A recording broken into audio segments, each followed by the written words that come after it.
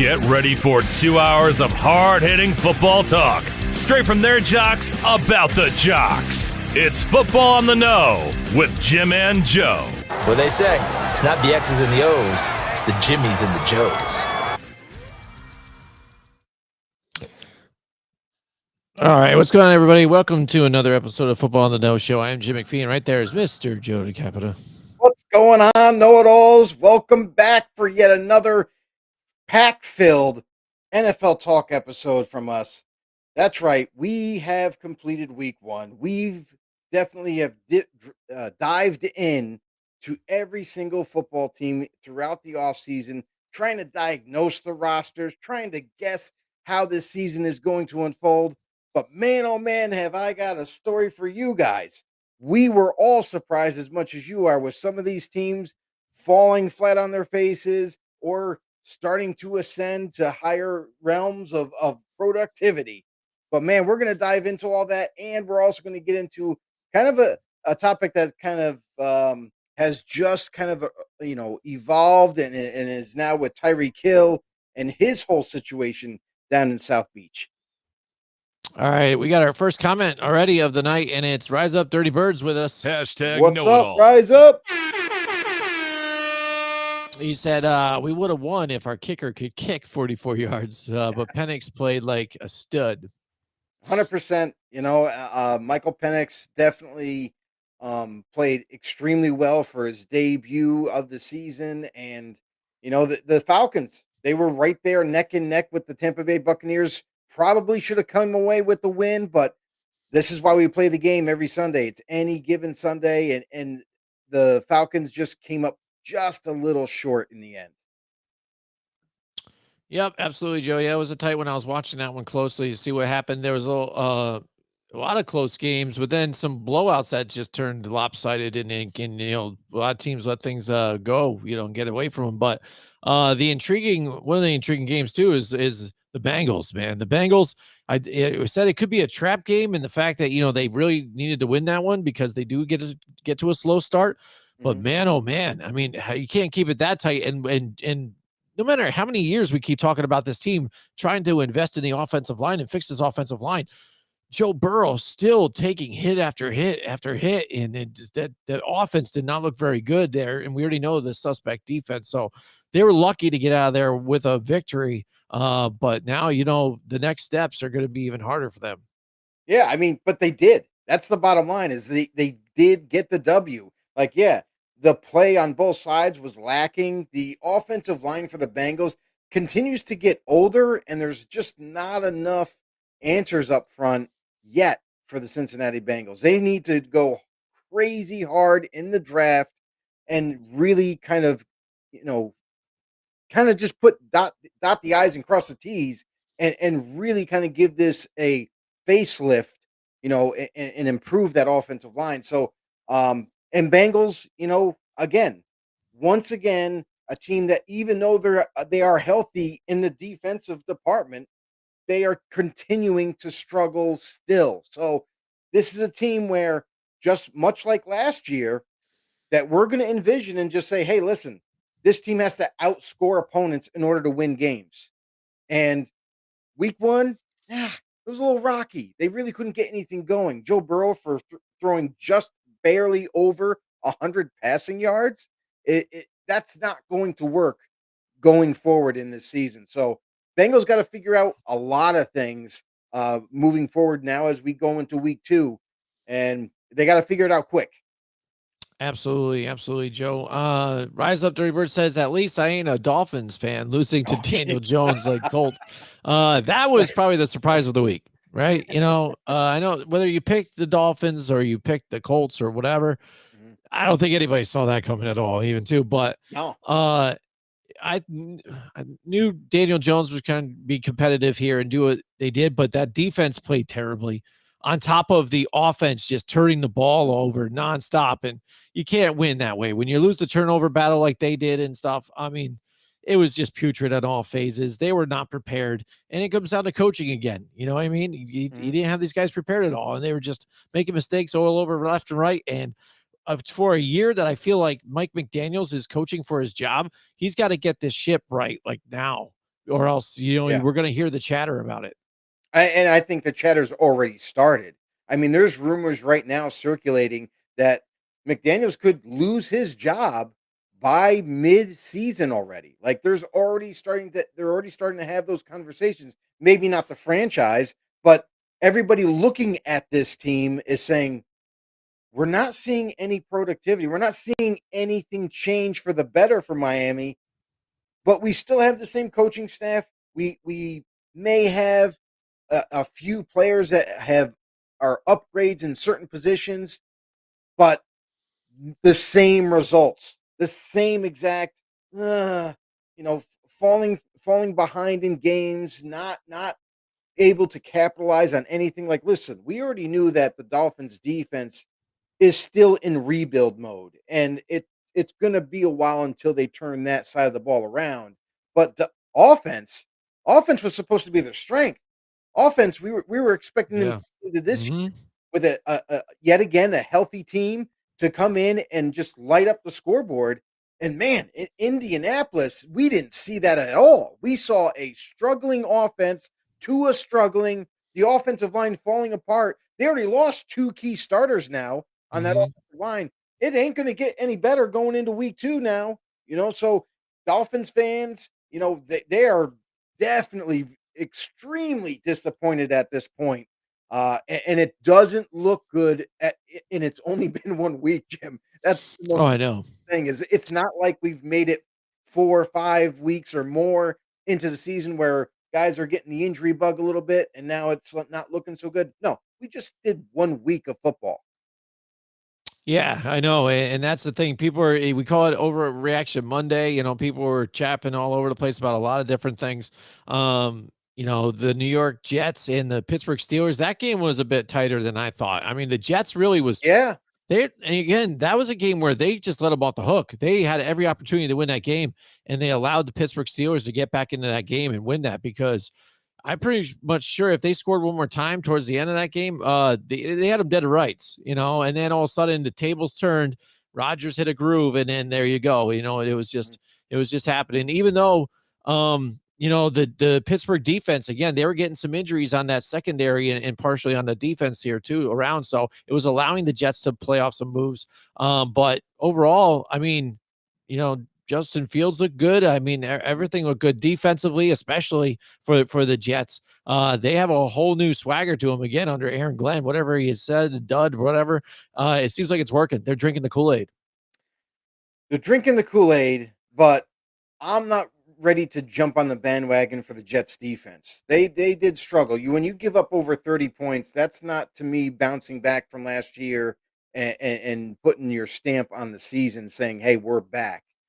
To me, I was impressed like you were, like with Justin Fields, and that offense to me was the story of that team. And the fact that like all the naysayers, me included, I didn't think that Jets offense was going to excel at the level that it did, especially against a Pittsburgh Steeler defense that we envisioned being pretty darn good. But I hmm would say both defenses struggled, and really the offenses of that game was really like the main storyline and what determined who was the winner. Like Aaron Rodgers was able to capitalize a little bit more, just enough to get the win. Just enough. Yeah. And the Jets, I'm sorry, like the Jets were impressive, but man, both teams they got to work on their defense going into week 2.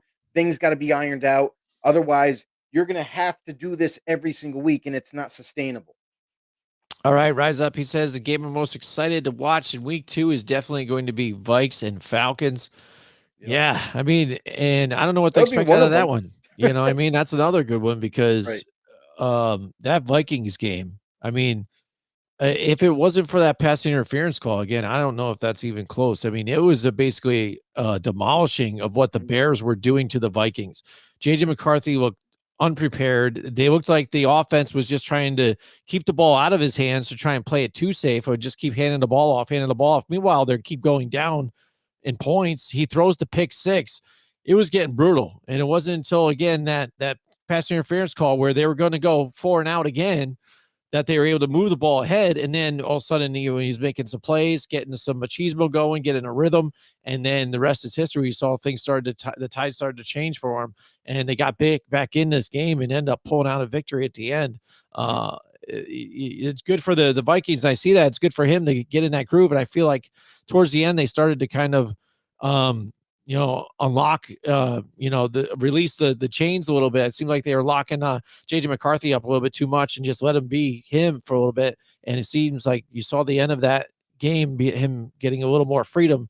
But the Bears got to be feeling terrible about giving that game up. I mean, because they had it dead to rights again too. Another game where the defense was just playing this kid easy, you know what I mean? Getting easy drops, easy sacks, you know what I mean? Just pressure all over. He looked confused out there.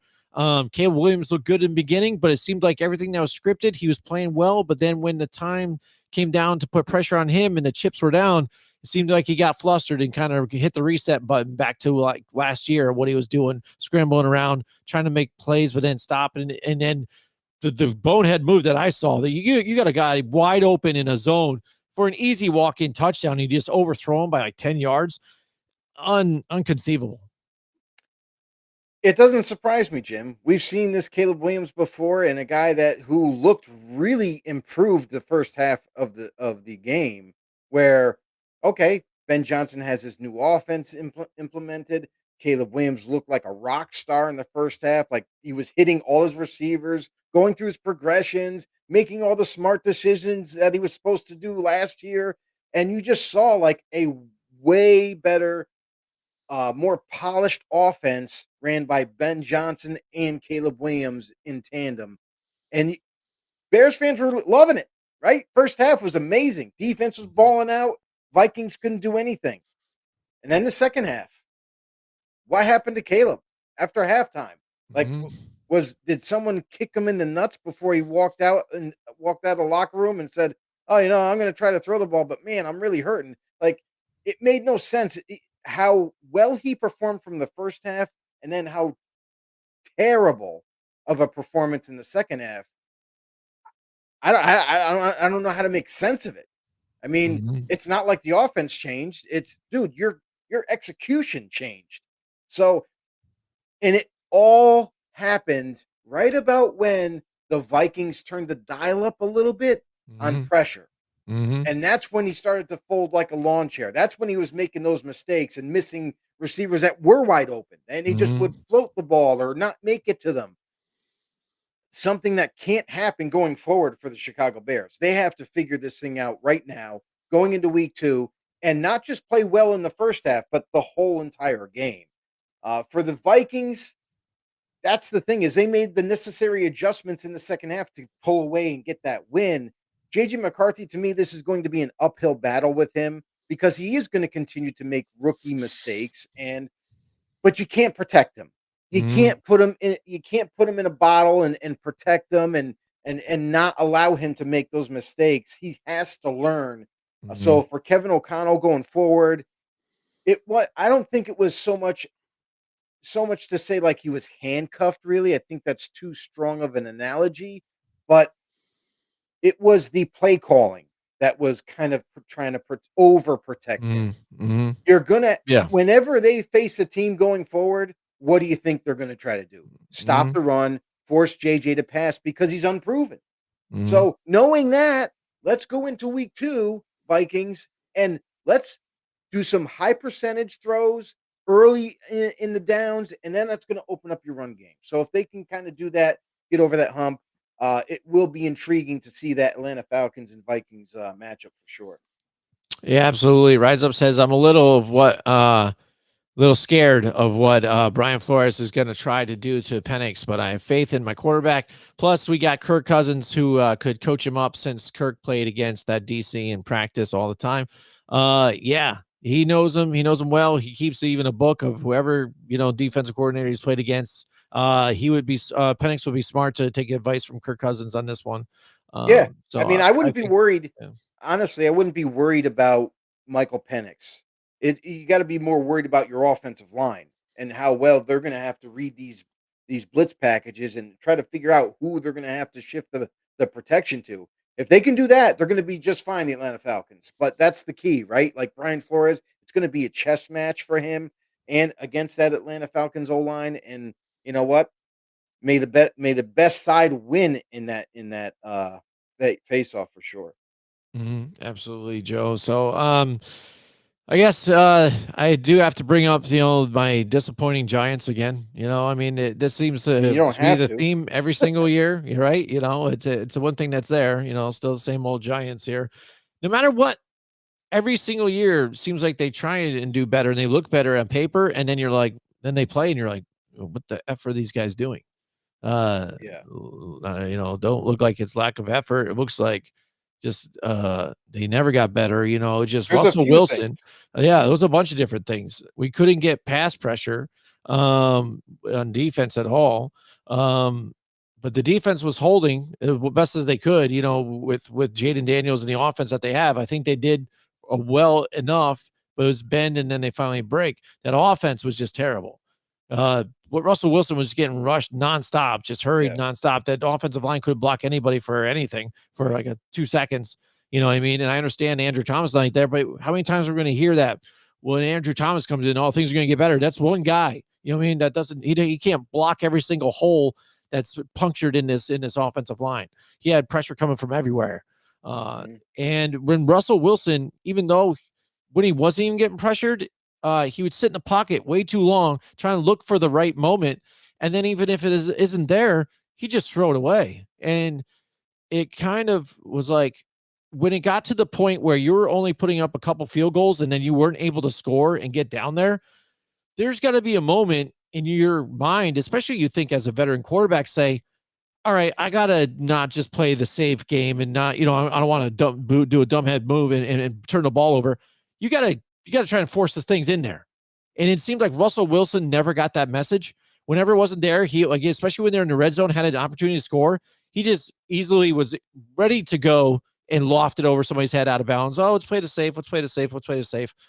And in a game like that, when it was tight and you still were in it, or it had a chance to come back, I felt like he never even tried to push the envelope at all. He just played it safe throughout the game when he wasn't getting tackled and beat up and, and rushed, all over the place. So, I mean, for me and the Giants, definitely super disappointing. I'm disappointed in all facets of the all Giants. facets, couldn't run the ball, Defense, couldn't do anything. special teams, offense, and coaching. I mean, honestly, no one's pointing the finger at coaching. They have to.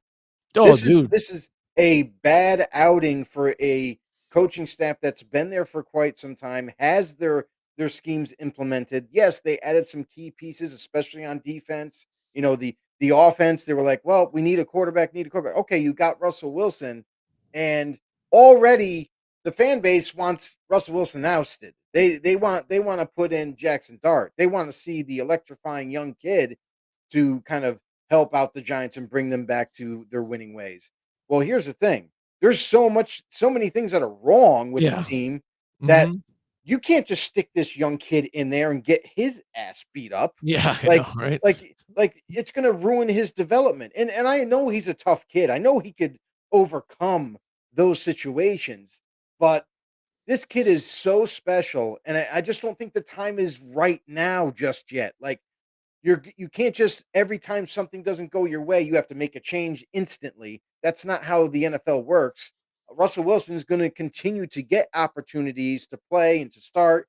They brought him in for a reason. So he will get a few more weeks. And if he continues to struggle and this offense continues to struggle, then maybe they might have that conversation. Be like, well, we think Dart is ready for week 6, week 7, whatever the heck it might be. And then we'll see what the kid can do. But right now, missing Andrew Thomas is a key thing. And I know one guy Mhm. can't block all the other guys on the offensive line. But when you're missing a starter, no matter if it's guard, center, tackle, it does kind of reverberate through the offensive line and the lack of play, especially right next to him. So if you have a better lineman, one of your best linemen at guard, for example, your tackle and your center are it's going to enhance their play a little bit just because of how well he's going to handle his job. So Mhm. it is a big loss. for sure. We've seen this last year where they just didn't have him available and they just had to figure things out. They're going to have to do that again. You might have to bring in some help outside the building. You might have to go look at the free agent wire and say, okay, is there a halfway decent, like, yeah, you're not going to have superstar offensive lineman available, but a guy that's at least, you know, that can handle the job. Not a warm body like that. Like- That's all they have there. like- you know what I mean? Like you just gotta make some moves. And Yes. and we talk about this all the time, that teams, they just, as a fan, when you watch your team, like, you know, lack of execution, whatever it may be, you need an upgrade at a certain position.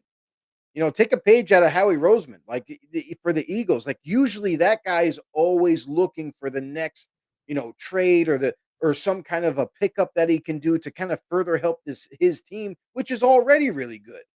And the Giants need to kind of look at that and say, you know what? We're not doing enough.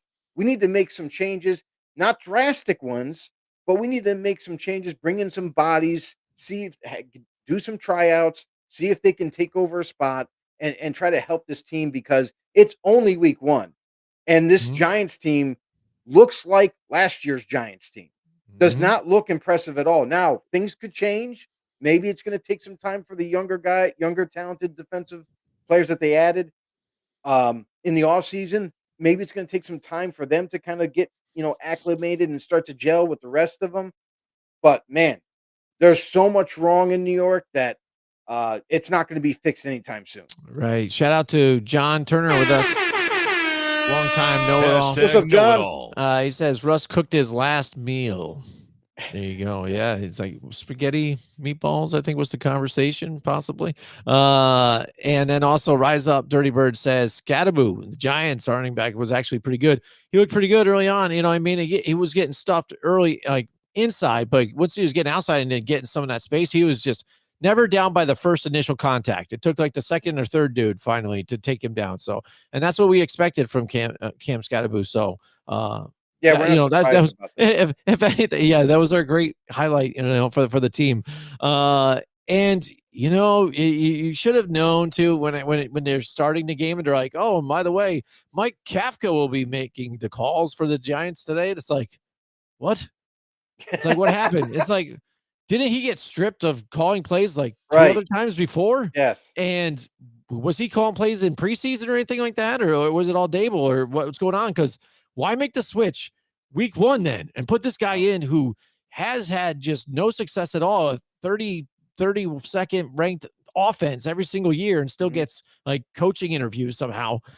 He's going to be your guy to run it. And like you said, it was not only just execution, but it was play calling. It was a little of everything. All together. Everything. So lack of pass pressure. I mean, I don't understand that either. Like, you know, Brian Daboll, like, put your name on it and own it. Like when you first got to the Giants, you called plays. Giants looked pretty good, you know, and then now, since you've handed over the play calling duties to some guy by the name of Matt Kafka, that you guys have been struggling. Like, even the play calling is absolutely god awful terrible. And we're still going to stick with this guy and let him call the plays. When, listen, this could potentially, if you don't take over the responsibility of calling plays and your team continues to struggle by the end of the season, there might be rumors circulating around that you might be losing your job. You and Joel Shane, we talked about this in this past offseason about how there was, you know, rumblings about that possibly be happening. And good for them that they kept their jobs, but now you got to show something. You can't just say, "Oh, well, you know, I'm going to point the blame at Matt Kafka and Russell Wilson. It's not my fault." Dude, you run the team. You have to make the necessary adjustments, and if you don't, bye-bye. Yeah. You ask everybody else to take responsibility, but you won't take responsibility for some of it. So, Rise Up, Dirty Bird's got to leave. He said he'll try and be back if he can. Shout out to him. Rise Up. We appreciate him out there. Thank you. Yeah, we appreciate the comments out there. So, I mean, a lot of crazy games. We talked about a lot of it last night. In the headlines again, though, Joe, Tyreek Hill, this guy just can't do it, right? You know what I mean? How is this guy? This has got to be after the NFL's investigation on this one. I mean, 31 years old, didn't really play well last game. You had 10 catches for 40 yards. Just investigation after investigation. No matter how many times he tries to defend himself, I'm not this, I'm not that. It's made up, blah blah blah. But if it walks like a duck and quacks like a duck, it's a freaking duck, right? You know what I'm saying? And then the whole debacle with him getting pulled over, getting brutally roughed up by the police, who happened to be racist Hispanics. Yeah, okay. It's like it's ridiculous. Crying like a baby on outside of thing really instigated that whole situation. Got a problem with violence, especially towards women, children, and here we go again, back in the headlines for some more. Yeah, so the NFL is investigating Tyreek Hill for yet again domestic abuse. And they're really, looking into this because this is kind of like a reoccurring theme for Tyreek Hill. Look at his history. He's got quite a few, like a handful of domestic abuse charges filing all the way back into his college days. And that was when he was with his current wife, and domestic abuse was brought up about her, and she had bruises, and it seems to be like a broken record. It's like it's to be expected. It's not when, it's just how soon. Like and it never fails. This guy has either been gotten in trouble with the law, and now you're getting this once again, another seemingly charge for domestic violence yet again. This dude's bad news. He's not the kind of guy that you want, representing the NFL or even the Miami Dolphins at this point. And the Dolphins, what's crazy to me is the fact that there has been teams leading up to the season that were interested, even after week 1, still interested in trading for Tyreek Hill, trading for his contract. If I'm the Dolphins, he's over 30 years old. You want to take his contract? You want to give us compensation? Cool. Let's do this thing. And get that toxicity out of your damn building. But here we are yet again with another charge, another domestic abuse charge, and it's so reoccurring at this point that something has to be done. We can't keep overlooking this and saying, "Oh, well, the charges were dropped, so he didn't do it." This dude has definitely been doing this for years and getting away with it. At some point, it's got to catch up with him. And this might be one of those times where the NFL is going to have to step in. They're going to have to suspend this guy now. And for the fact that the Dolphins were not willing to move on from him, and let's just say this, if he gets suspended, Dolphins, guess what? You're still paying the guy. He's still going to be on your team. And guess what? His trade value, if this does go through, is going to drop. You're not going to get as much as you possibly could have before this all went down. Dolphins could have looked like the Dolphins organization right now could have been one of the smartest football decisions and would have looked really super smart to the rest of the league had they pulled this trade off to whatever team was interested. So now they're stuck with him. And now we're going to have to go through this with the Miami Dolphins and just see how it all ends up. Yeah. Oh, I know. And again, by the looks of it, it doesn't look good. You know what I mean? Again, now his wife has openly said she's finally done after 17 years of abuse, Yeah. Oh my goodness. Finally done. Now she's had enough. So that's terrible. It's not funny.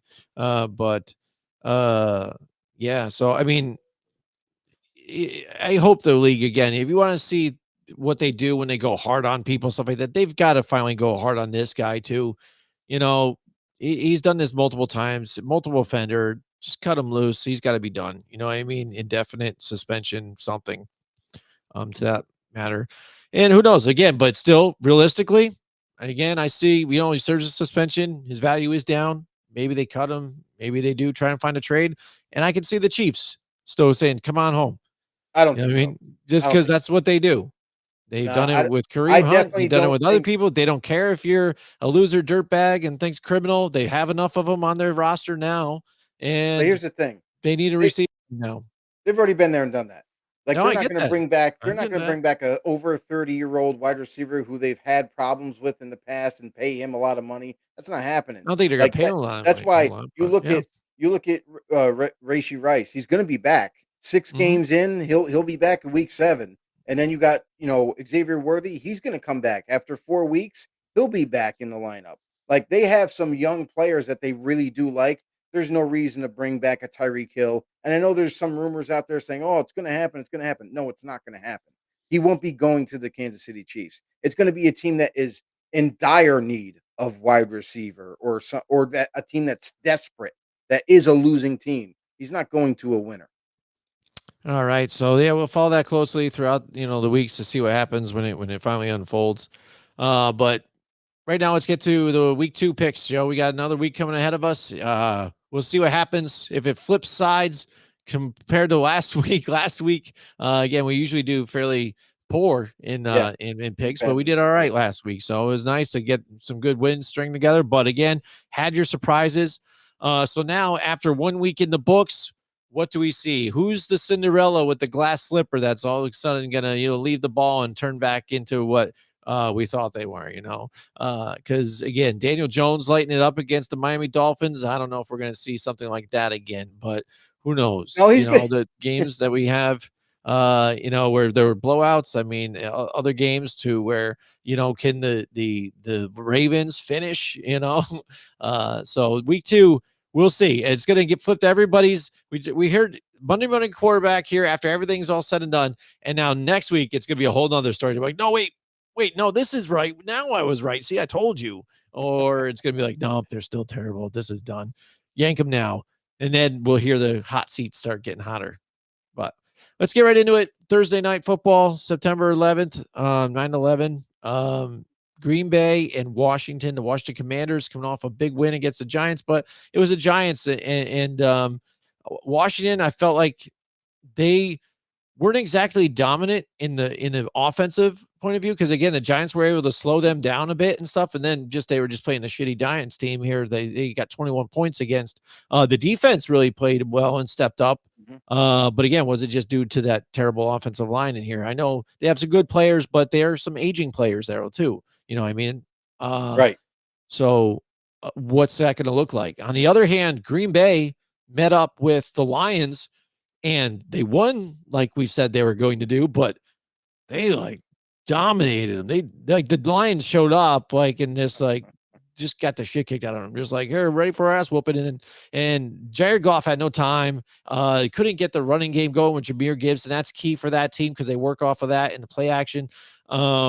And wide receivers again, Amon-Ra St. Brown had a few, but nothing crazy. Defense couldn't get any real pressure either on Jordan Love either. He was sitting back there all day making plays, cool, calm, and collect. Josh Jacobs running like an animal. Just Green Bay on all phases just dismantled a Lions team to where again people look at them and say, hey, these guys can get back to the playoffs again, take this division, and just embarrass them week 1. Yeah, so for this game, this is going to be interesting. I'm curious to see just how much better Washington plays in week 2 because week 1 everybody was sloppy. Everybody across the Yeah. board.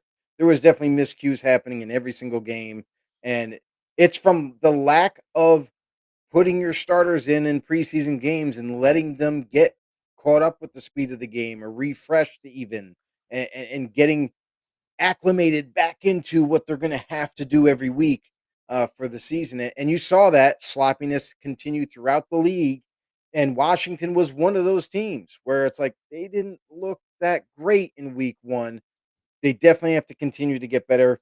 Green Bay Packers, on the other hand, were one of those rare teams that looked like they were in mid-season form already. Jordan Love, we said this before. That dude has to make a major step forward in development going into his 3rd year. Like you have to do something here as a starter. And we saw that with the Packers offense was humming, it was hitting on all cylinders.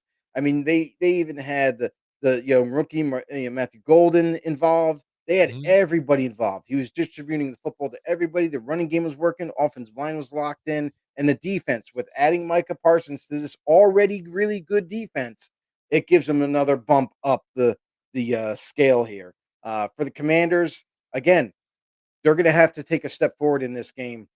For this game, I'm going to go with the Green Bay Packers at home again. They're home, and the way they played in Week 1, I'm sorry. I don't think the Washington Commanders will be able to go into their house and steal a win there. Yeah, I agree too. Getting Green Bay at home, electric. They just seem like they're working on all phases. We talked about them last week too, about this team being great on defense as well. And now they got Micah Parsons too. They sprinkled them in a little bit there, but they didn't really need them to really play in that game, really. Mhm. So this could be a tighter one. Washington, though, again, has their work cut out for them this one. I see it being a good one still, but I'm gonna go with Green Bay also. All right, Sunday, we've got the Cleveland Browns and the Baltimore Ravens. Let me tell you, Cleveland, you're not going to get a game like you did week one, man. Like Baltimore, if they smelled blood before, they just got punched in the mouth again and they're really dripping. They're like, what did just happen? Oh my goodness. Baltimore, but that's their MO, right, Joe? We'll go up big, we're laughing, we're joking on the sidelines, and then we go soft. It's crazy, but Yeah, it's just lack of Baltimore, execution. yeah, Really. absolutely. So Baltimore, Cleveland, it's going to be a close knockout drag out for a little bit. This game is going to be physical. These teams, know each other. They're an interdivisional rival. The Cleveland defense is still good, but again, Baltimore, they've got all kinds of weapons. They've got, a good defense. So they got Derrick Henry. So I'm going to pick them at home. They're going to be rocking and rolling there. And this is going to be the bounce back week for the Baltimore Ravens. Like, how pissed they were to let that game slip away last week against the Buffalo Bills. One of those teams that they need to win to maybe towards the end of the season have that little game in their back pocket to maybe perhaps be the number one seed in the conference. So they're pissed about it, and they're going to show it this week in week 2. The Cleveland Browns, it's going to be a good game. I still think this is going to be closer than maybe some people are anticipating it to be. But I think this is that bounce back game for the Ravens. We already know that they have a very, very good football team. Lamar Jackson has to continue to be Lamar Jackson going forward. Don't try to throw the ball if you don't have to. Listen, if you got an opening, take off with your legs. Nobody is going to be mad at you for winning. So that was the lesson last week. Let's see if they learn anything this week and close out the game. Mistakes cannot be made late in the game. Baltimore Ravens, I got them winning. They're at home. Of course, for their debut at home, they're going to be wreaking havoc, and they can't wait to pile on points as much as possible against the Cleveland Browns.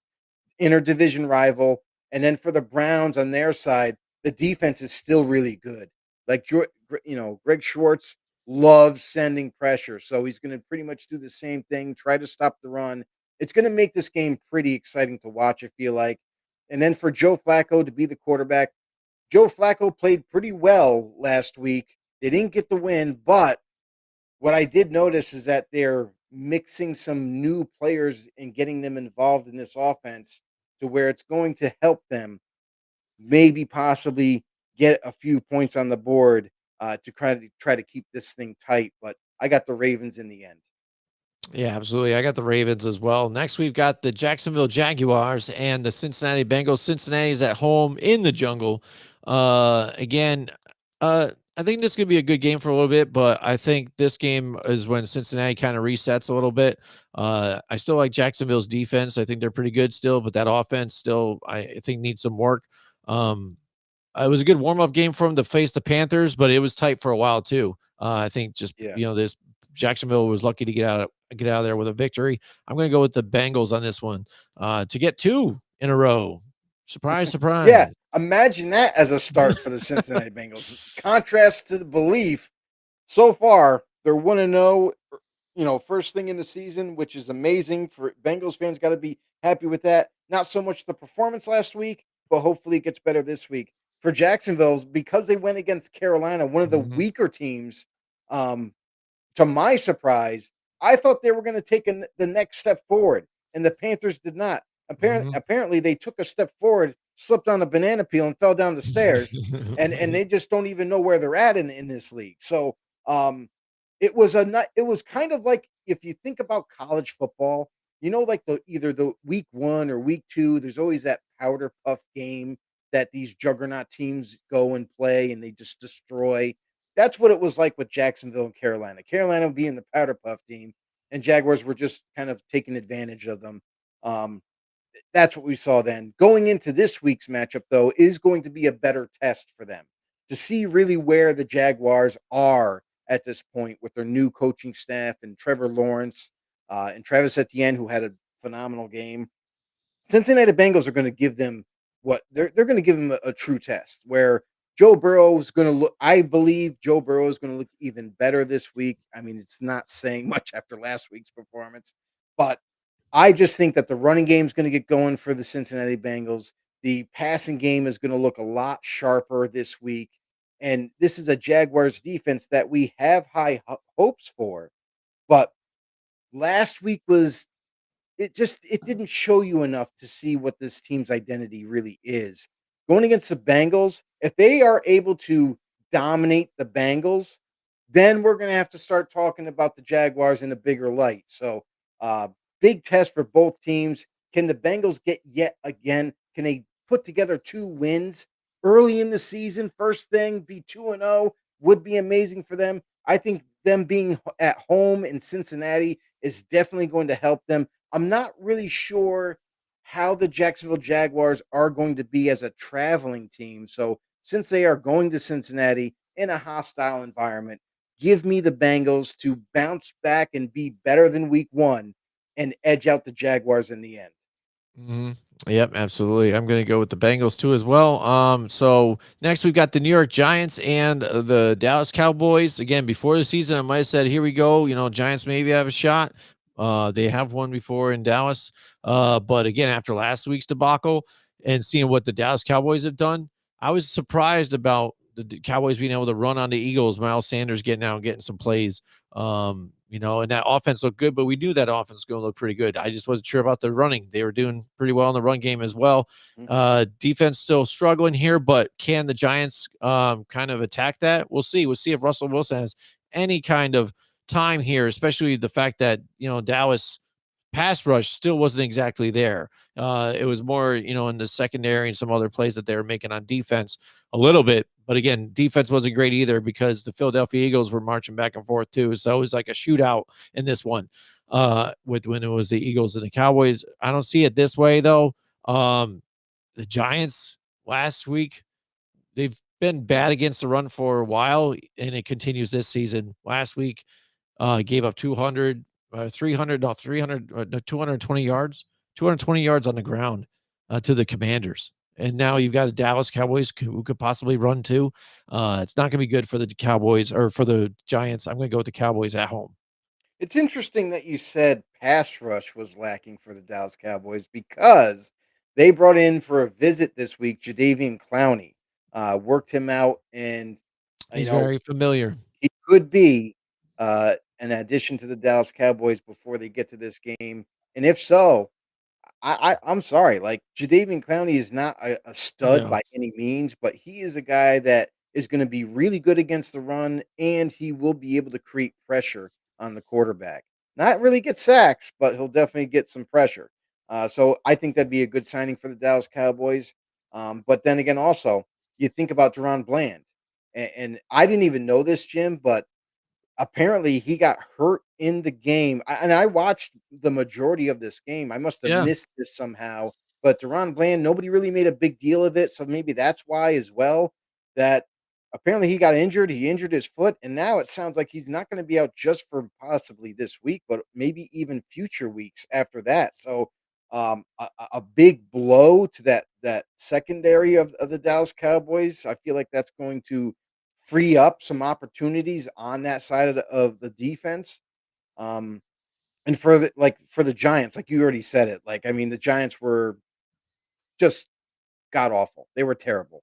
In all phases. And I don't think there's a magic wand that you can wave to like, oh, by week 2, we're gonna be way different and we're gonna just flip the script and be so dominating against the Dallas Cowboys.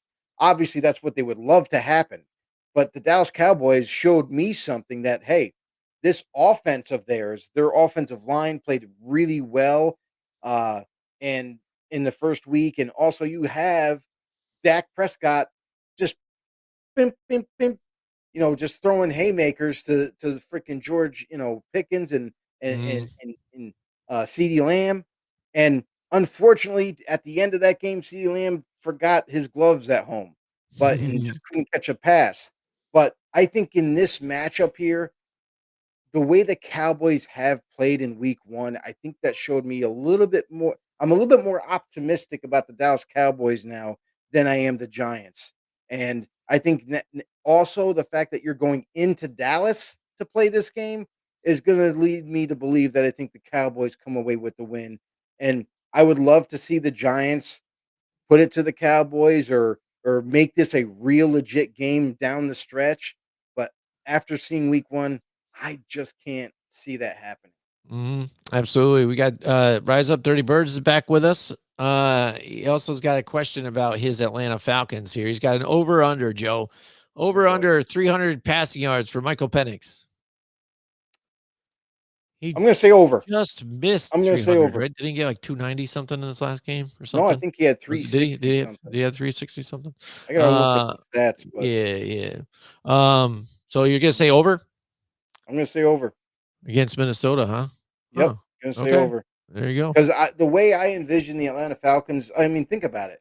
Atlanta Falcons offense versus the Minnesota Vikings offense and what they were able to do against Chicago. They were able to move the ball in the second half. The Atlanta Falcons offense is already better than what the Vikings offense has to offer in terms of a quarterback that is able to make all the throws, make all the reads. He's already been in that situation, in that scheme longer than JJ McCarthy has in terms of playing on the football field. Like I just think that I see a lot more promise in the Falcons offense than I do the Vikings offense right now. Yeah, he had 298, so just shy of the last game. So you're saying he's going to get more. I'm going to say he's going to get under on this one. Yeah, we'll get more. I think it'll be a good game though. We've seen that Vikings team not be able to stay with some of the receivers there, and to be honest, I actually really like the chances for the Falcons this week. All right. So let's get to the Falcons a little bit. They're going to be the 8:00 Sunday night football game, so that they get a nice primetime game too. So that's good that Kirk Cousins isn't playing then, right, Joe? I mean, he's terrible in primetime. So, but it would have been a nice story though. Kirk Cousins going to Minnesota and gets to play again and stuff. So, but that's that's also good though for them because I think last time he played against Minnesota, he let them up. So, a lot of different storylines there in that one. So.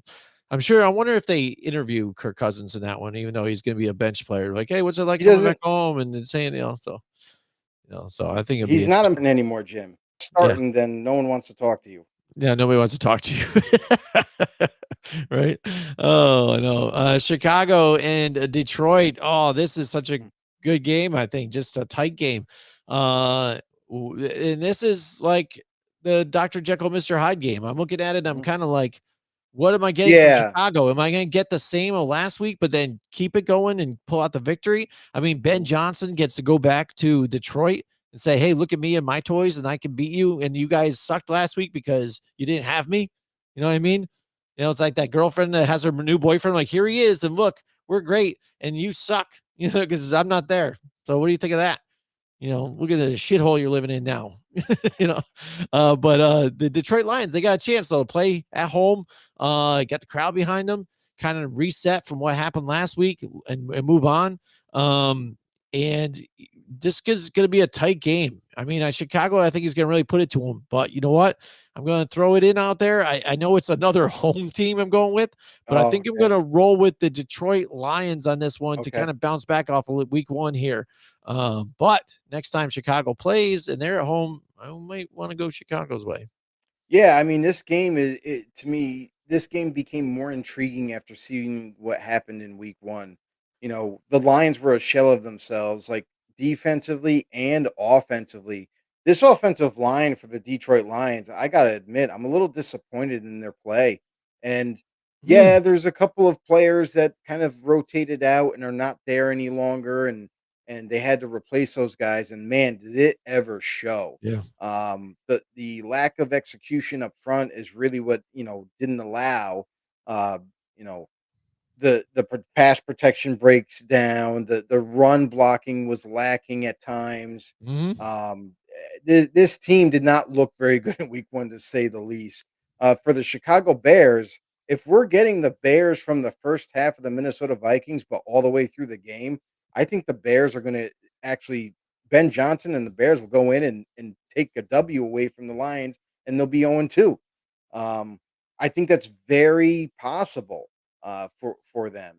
And the Bears defense is playing extremely well in week 1. Going into week 2 against the Detroit Lions, I understand they're in D-Town, but man, oh man, I cannot ignore just how well this Bears defense is, how aggressive it is, how physical it is. And I think the Lions up front are going to struggle with that. And in doing so, I think that's going to allow Caleb Williams to do just enough to edge them out in the end.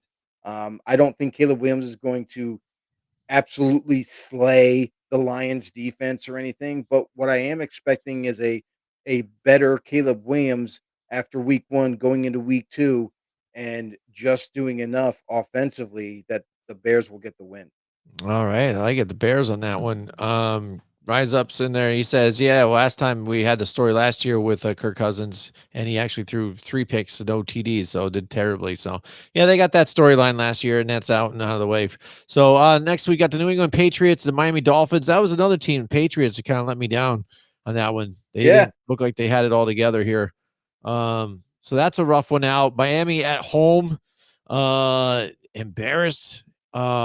They do well, though, against the Patriots when they play them at home. For some reason, Patriots, again, just can't go to Miami and win. They couldn't do it when they had Belichick. And unfortunately on this one for the New England Patriots, I think Miami Dolphins are going to come out of this one with a victory here. You kind of right the ship a little bit. Yeah, you know, another home game. Son of a bitch, another home it's okay, game. Jim. I'm going to lose It's one of okay. these. I can't be all anyway, right. like typically, yes, but both teams are different, you know, and that to me is kind of like it moves the needle a little bit for me when anybody that struggled before going into Miami and playing them and having a hard time down there. I think it's a little bit different now in South Beach. I think with the struggles with the coaching staff, with the McDaniels, the struggles that we saw in week 1 from just the team overall, the defense couldn't stop Daniel Jones of all people. Come on. I Hey, it's mean, Danny Dimes, so you know, he's Daniel Jones until he actually can be a starter for the whole time he's in the league. So, but I mean, for the Patriots, like what they showed me against the Raiders last week, the defense was tenacious. The defense was creating immense pressure. And besides the back end of that team, they were also missing Christian Gonzalez, everybody, their number 1 corner. He looks to come back this week, so that's going to actually help them way more in week 2, obviously, to help combat any of those top end wide receivers like Jalen Waddle for the Dolphins or Tyreek Hill if he's not suspended. Um, and that's the thing here is I think that this is such a different look for both teams that it's going to be I think it's going to be a messy game. I'm going to be honest. Like I don't think it's going to be high scoring. I think it's going to be messy. I think it's going to be very low scoring, you know, and honestly like maybe it's going to be like 17-10 is the final, something like that, 17-14, something similar to that nature. But I really do like what I've seen from the Patriots defense. Drake May is he's found a couple of receivers that he really loves to throw the football to, and going into week 2, he's further prepared. I know it's only week 2, but man, I like what this kid has to offer. And the Patriots offensive line, which was a sieve last year, is definitely strengthened. You definitely could see that in last week's game. So give me the Patriots going into Miami Dolphins and stealing a win away from them, making them look way, way worse. all right. Rise Up 30 Birds out there. He's got another over under 2 passing touchdowns for Penix. I say Under.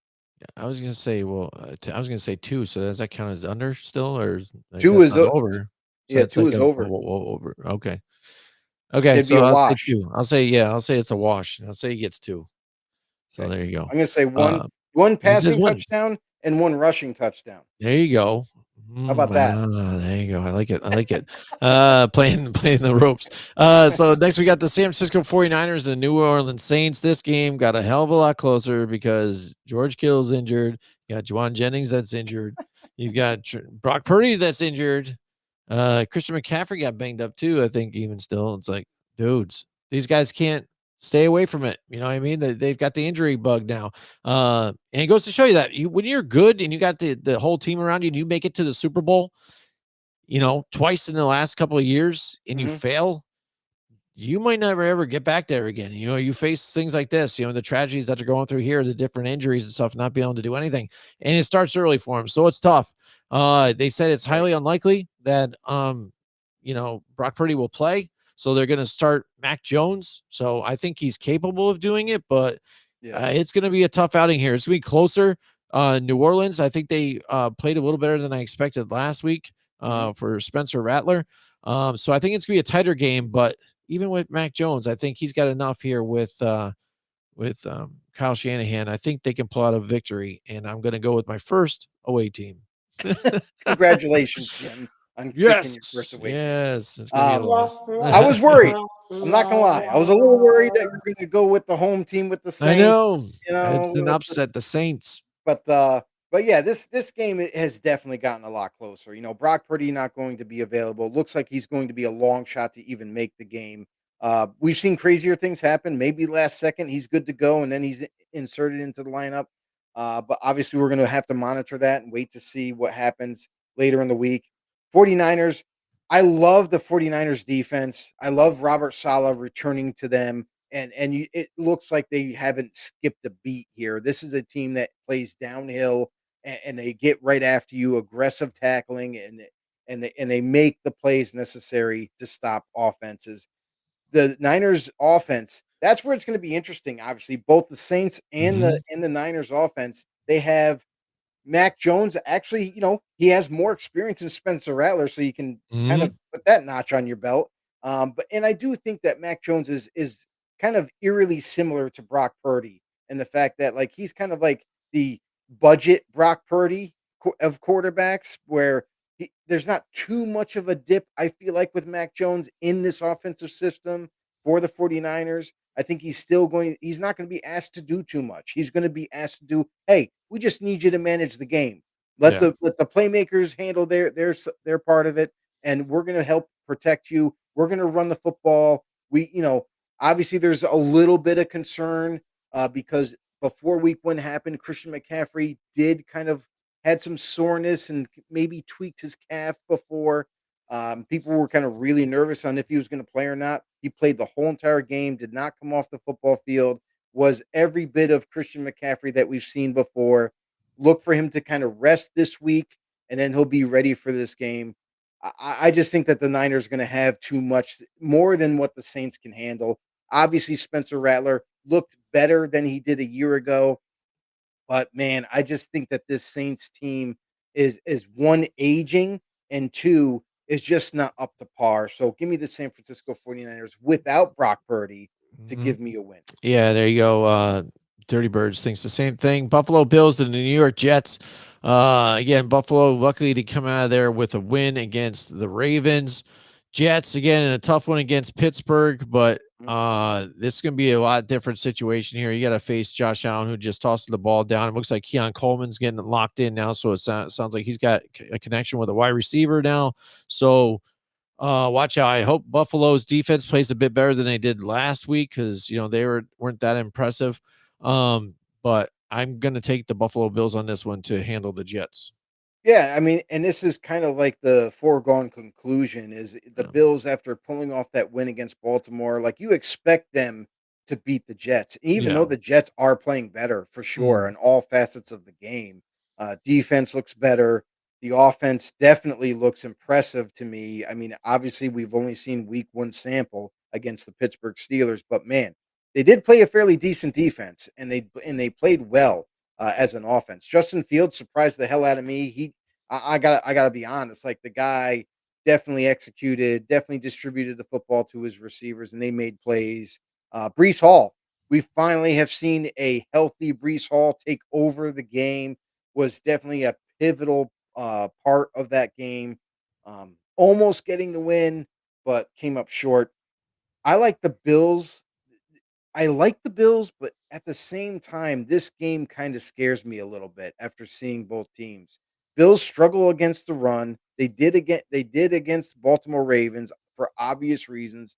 Not everybody has a Derrick Henry type of running back for sure, Yeah. but still, you saw the evidence on the football field. They were struggling to stop the run, and honestly, like, that kinda worries me a little bit going forward for the Bills is Mm. how much of every single game is gonna be on the shoulders of Josh Allen.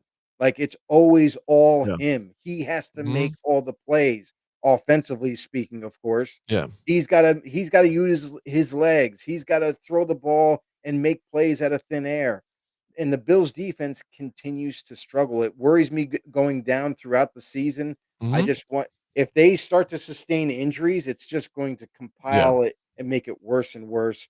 Um, man, I almost wanna pick the Jets in this one, to be completely honest with you, but I just think that the Bills, they just got too much of a good thing going, and as soon and this is kinda gonna be it's almost like both teams in a sense are mirroring each other because you have Fields on one side, Allen on the other. Both guys can run and both guys can, sling the rock. Allen a little bit better than Fields, but, I think this game's gonna be close, to be honest with you. I think the Bills kind of just barely scrape away and get the win. Hmm.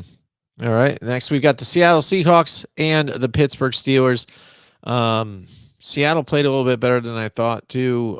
Stayed in it for a bit. Pittsburgh, like I said, wasn't expecting that. They were really lethargic again. The Jets were really kind of putting it to them early, and then they were able to kind of bounce back and get it going by some opportunity plays.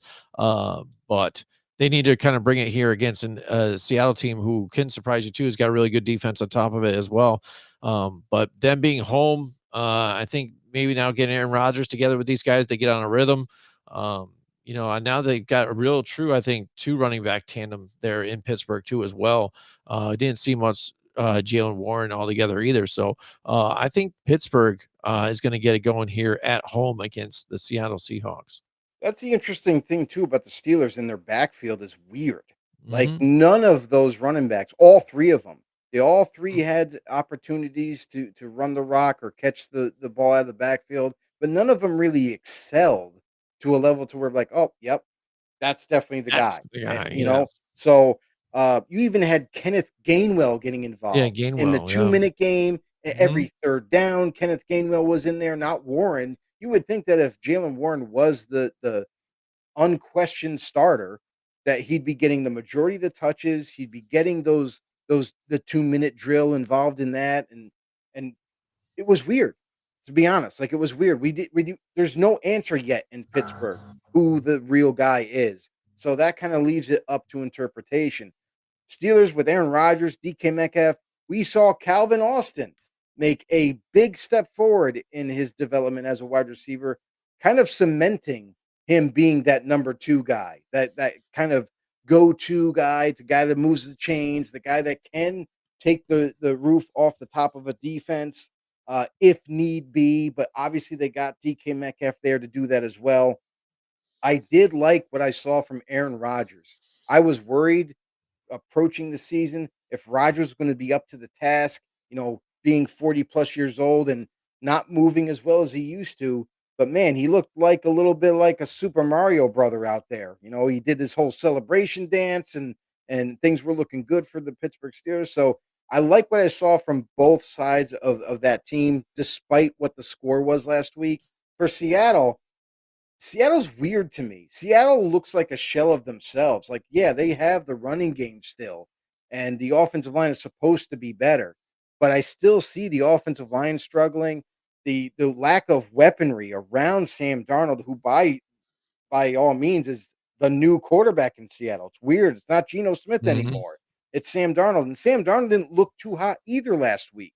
He missed some throws, and it seems like all they really have is Jackson Smith and Jibba to distribute the football to. Cooper Cup, who is by all means not the same guy in his prime anymore, and it showed.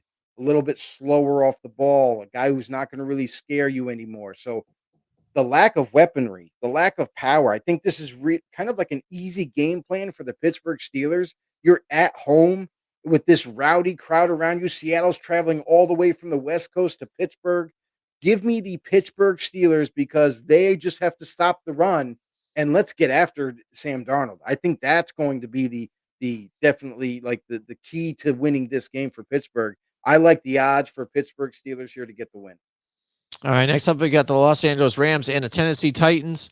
Rams again, I think just are the better team in that division right now, and I think they're going to show it here this week against the Titans. Titans had some good plays a little bit last week too, but overall, I think again Rams better team. I'm going to go with the Rams on this one. Yeah, I mean, this game right here, like the Tennessee Titans, listen, they played a very tough defense last Yeah. week in the Broncos that we Yeah. you already kind of saw that happen, right? Like you knew that Tennessee most likely wasn't going to win that game. Mhm. Now they got yet another tough defensive opponent in the LA Rams. Don't expect them to do too much offensively against the Rams, and obviously the Rams offense is light years ahead of what Tennessee's is. So I gotta say, I'm not saying that it's going to be a blowout, but I'm just saying be cautious with this one. Give me the Rams in this one, going to Tennessee, traveling all the way from West Coast.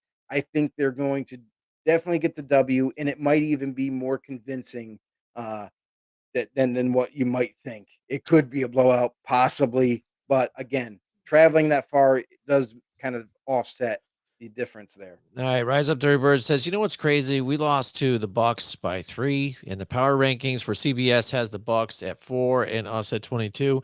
That's why Rise Up power rankings are fucking stupid. All right, That's right. They don't mean Amen, anything. brother. They're dumb, and everybody's got one. I looked at CBS, then I looked at another one, then I looked at another one. They're all different. And like you said, you look at that one, kind of frig does that make sense? This team bumped up here. No, they lost. Like Baltimore lost, and they end up Yeah. being like power ranking second somehow. And it's like, Right. it's whatever they want to tell you, whatever their opinion is. Yeah. That's why opinions, whatever you can have an opinion, that's fine. I get that. Mhm. You know, that's what their opinion is. But a power ranking, what even is that? You know, what the frig is that? You know what I'm saying? Mhm. And then when you figure like if you're ranking it as if you're doing like college rankings, like you said, this team just lost. So don't you think that brings them down in the rankings, you know, with the, you know, polls? No, because I don't want to. I think they're still better. I'm going to put them up here. I think your Falcons, you know, got lucky or whatever. This, boom, they're there. So whatever. That's just what it is. So I wouldn't take too much into power rankings. And if you want, come up with your own list of power rankings. Tell me what you want out there. Why not? It just better not have the Falcons at number 1, though. Right. So, Touche. anyways, so there. So take that. So we appreciate you out there, man. We love it. But Absolutely. yeah, again, I wouldn't take too much then. It's all bogus crap. So Word. a couple more games left over. We'll get the hell up out of here. It's been a long day today. A lot of crazy stuff going on. Carolina, Arizona. Let's make this one easy too. Carolina, again, I think they're still Struggling. growing. I think they're doing all right. I think Arizona is going to be one of those, not a dark horse team, making playoffs or anything, but I think they're going to do better. I think they're going to play better this year. And they're here at home. I'm going to go with the Cardinals to defeat the Carolina Panthers on this one. Yeah, the Carolina Panthers, big disappointment in week 1. Could they turn it around? Of course. But they got new weapons with Ted McMillan. They got Xavier Legette coming back in his second year. But nobody looked like nobody executed and like kind of like surprised anybody. Like we were like me personally was expecting. I was expecting the Panthers to take another step forward. They just didn't. The Cardinals, on the other hand, this is another team that's kind of like a dark horse this year. That they were almost like a sleeper last year. Now I view the Cardinals as a dark horse candidate to make a push. You know, as we get further and further in the season. Good, really good, solid defense. The offense, I still feel is lacking. Not enough weaponry there, but they seem to make it work. Give me the Cardinals at home. Yep, absolutely. So there you go. Yeah, and Dirty Bird says, yeah, it's easy. Falcons won, everybody else 32. So I like it. So see, there you go. There's your power rankings. Now you just gotta put some funny logos to it, make it look cool, and whatever. There you go. You're a freaking genius, right? So and that's what I mean. It's just stuff for people to debate because they know people are gonna get upset with what you just did. You know what I mean? Right. It's so ridiculous. All right. So Denver Broncos and the Indianapolis Colts. Ooh, what do we do? Danny Dimes, does he light up here against this defense? I don't think so. You know, I mean, I think Daniel Jones is going to kind of feel the pressure here like he did before in the Giants, even though, again, I like the the Colts offensive line better than what the Giants have. But they got a better running back too as well. So overall, a better team than what the Giants have. But Denver got a real good defense, really good team. This is when Daniel Jones comes down a little bit. I don't think it's a complete blowout though. But I'm going to go with the Denver Broncos on this one. Yeah, I mean, that's the thing is Danny Dimes is now going to be ripped from cloud 9 back down to earth on this one. I mean, now you're facing one of the best defenses in the league in the Denver Broncos. Good luck, bud. Good luck. Because they play the run extremely well, they play the pass extremely well. And you know what? It's going to get ugly, I feel like, in this game. You know, Denver Broncos going to Indianapolis. I understand that they're traveling, but the Broncos are so good. And then offensively, Bo Nix didn't have the best outing, but it was okay. But obviously they're going to get better as we go into this season. So week 2, they should be a little bit better on offense. The running game was working for Denver. I think that the Colts are going to have a really hard time slowing this team down overall. Give me the Denver Broncos in a big win against Indianapolis. All right, Philadelphia Eagles, Kansas City Chiefs. This is going to be the rematch of the Super Bowl, but again, both teams don't look like, they don't look like either of the same teams. You know what I mean? So this is going to be a tough one to pick here. Kansas City not either at home. They're both a little bit different. They're both sus. You know what I mean? Right? They're just like, man, look at the Eagles. You know, both quarterbacks playing well at a high level. Philadelphia's got some good weapons. You know, they got Saquon Barkley running. So I guess maybe then I would give the tip of the hat to the Eagles, even though Kansas City at home is tough to beat. They're going to have the refs on their side too as well. But again, you're getting Jalen Carter back, you know, so that's good. As long as he doesn't spit on Patrick Mahomes out too and make it like a big spit fest, right?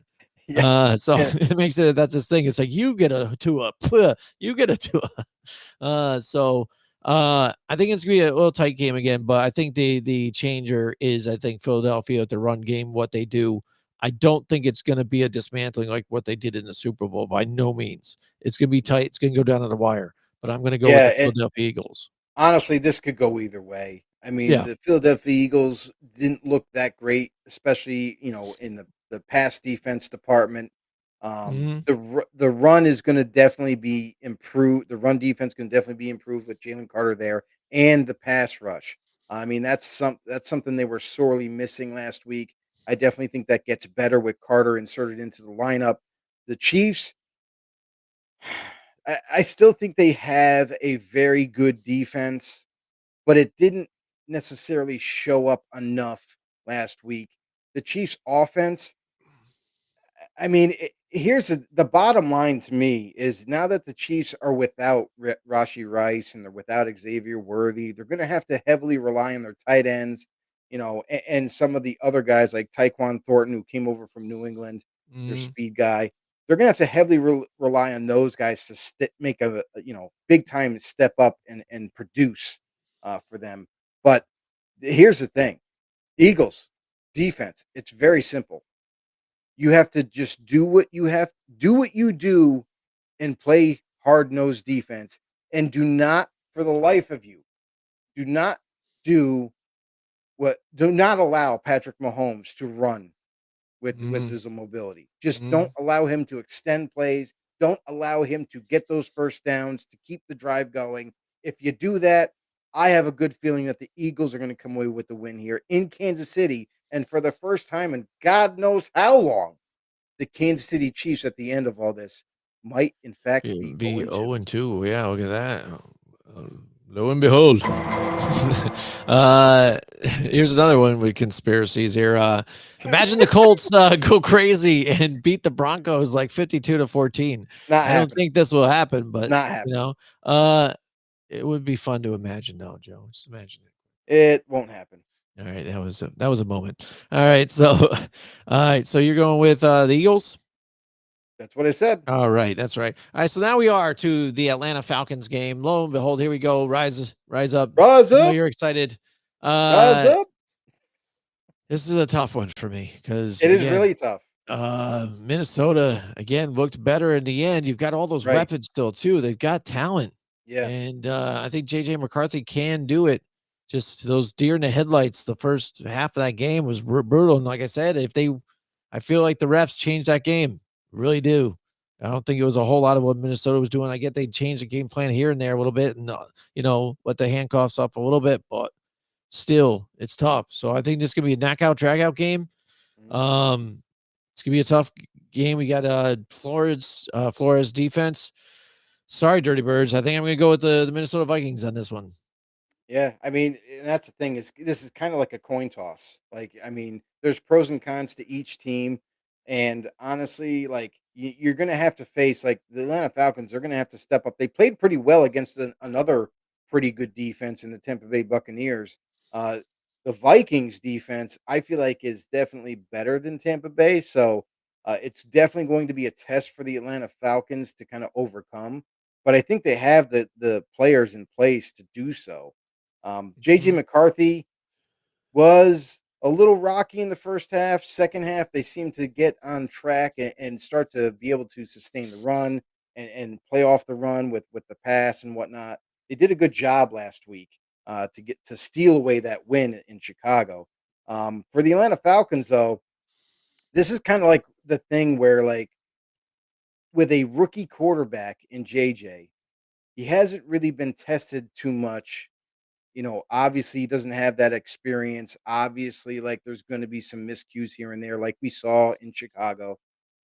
That I think if the Falcons end up getting an early lead, it's going to be tough for them to come back because it's going to put immense pressure on JJ to throw the football and throw it well.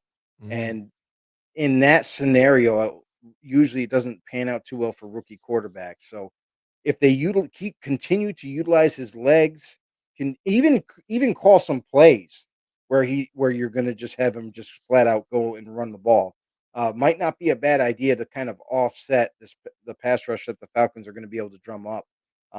I still think that I'm going to go with a um, little bit more confidence that I have in the way the Atlanta Falcons are running their offense and how it doesn't look like they're worried about protecting Michael Penix. They're just letting Yeah. him play. So Mhm. I'm going to go with the Atlanta Falcons on this one in Minnesota, which is a tough, really tough place to play.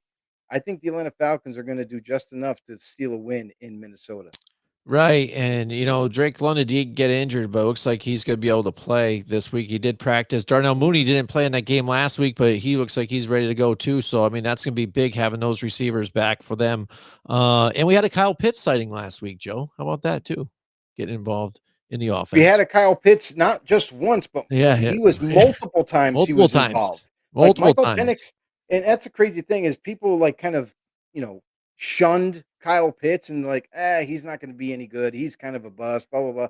But if you watch the off-season, program that the Atlanta Falcons were utilizing with Michael Penix in practices, in preseason games, you saw that he established a great deal of chemistry with in particular London. Mhm, So mhm. that I just it's not a shock to me. Like you kind of Yeah. saw that happening and it's showing up now on Sundays. Yeah, absolutely. All right, so Monday night we've got 2 games Monday night. So start off with the Double early dip. one, double dipping. Yeah. Tampa Bay and Houston. Um, again, both teams had some close games here. Didn't look up to par. Like I kind of thought maybe I'd see more of the Mhm. Bucks kind of step up a little bit. Houston had a tough matchup here, but not playing the best either. But it's week one. Maybe they knock some of the rust off. It's going to be a tough game here. Houston at home, good defense. Ugh, it's tough, but you know what? Very tough. I think I'm Very going to tough. roll with Baker Mayfield, even though they might not have Chris Godwin here in this game in this matchup. No, I'm they're going to go not with gonna have the Buccaneers in this one. Why no not? Chris Godwin. They're not gonna have him for like another Yeah, several yeah, weeks. So yeah, but it doesn't matter. I yeah, mean, obviously they drafted Amika Ibuka for a reason and he yeah. showed Mika up and Buka showed up. shined Yeah, yeah, last week. So yep, you got him, you yep. obviously you got big ass Mike Evans, who's definitely the kind of the go-to guy there. But they have other Hmm. additions there where they can Hmm. utilize. You saw Bucky Irving also getting Look, utilized in the Irvin. Yep. past game, kind of offset that lack of or that loss of Chris Godwin right now. So, and Jalen McMillan, like he wasn't even really available. Mhm. So like this Buccaneers team, if you watched our off-season shows, you saw like how I mean, I'm a huge fan of what Tampa Bay has done offensively. I'm a big fan of Baker Mayfield, and I think that he's proven himself to be one of these upper echelon type of quarterbacks in this league currently. So, um, give me the Tampa Bay Buccaneers in this one. It's going to be a hard fought game. Don't get me wrong. Obviously, this and you saw how Jim struggled in picking one because Mhm. this game could easily go either way for sure. But I'm going to go with the fact that Tampa Bay Buccaneers are a little bit healthier, especially up front, and that's what's concerning to me for the Houston Texans is what I saw last week from them playing against the Rams. Didn't have a whole lot of pass protection. Couldn't open up holes that often, and that offensive line is going to continue to struggle. Even though both teams have good defenses, I think the offense is where it's going to offset. Give me the Buccaneers. I trust more in their offense than I do in Mhm. Houston right now. All right, and finally, the last game here, the Monday Night Football, the Chargers and the Vegas Raiders, the rivals here in Vegas. They played better again, and that's the difference when you have even a good veteran quarterback like Geno Smith here leading the way for you guys. I think they Mhm. played really well. Chargers, they played like I thought they would. You know, what I mean, they kind of handled the Chiefs for the most part, almost kind of let the Chiefs back into it. Patrick Mahomes, just if he doesn't make a couple of plays, it's even just a blowout. But with what he was able to do with some of those lucky shots that he does, just miraculous shit off the ground and stuff. It's a whole different story. But Chargers are here to play. They've got Jim Harbaugh here, second year. Justin Herbert looks like an animal. And the defense was good. Everybody's making some plays all over, wrapping up, tackling. So overall, I think the Chargers are going to take care of the Raiders here. It's a home game for the Raiders. Chargers, I think, are really making a good run here for the playoffs and poised to take the division. Here's the thing, I'm really surprised in the Chargers offense. This is a team that we thought coming into the season was gonna go back to their running ways and just ground and pound and run after run and then punt and then run again until they wise up and start opening up the playbook. But man, right off the cuff, right in week 1, like, they just started slinging that ball. Justin Herbert throwing it to all different kinds of receivers were involved, tight ends, receivers, running backs. I mean, that's kind of really what opened up this playbook, opened up this team to be a little bit more successful in the offensive game plan. I mean, I expect them to continue to do that throughout the season. And this was what they should have always been doing, even back to last season early on. They didn't wake up till midway through the season last year and say, hey, we have actually a pretty good quarterback. Maybe we should use his arm a little bit more. And you saw that in week 1 and how they were able to carve up the Chiefs. The Chiefs just did not have an answer for them. And on the other side of the ball, Chargers defense, pretty darn good defense. They're definitely one of the more solid defenses in this league. And then they're coming to Las Vegas. Las Vegas Raiders, they surprised some people, me included, as a Raiders fan.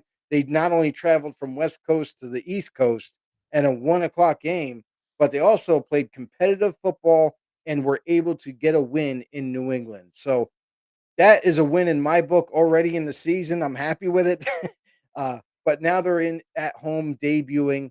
I think that the Raiders offense can keep up with this Chargers team no problem at all.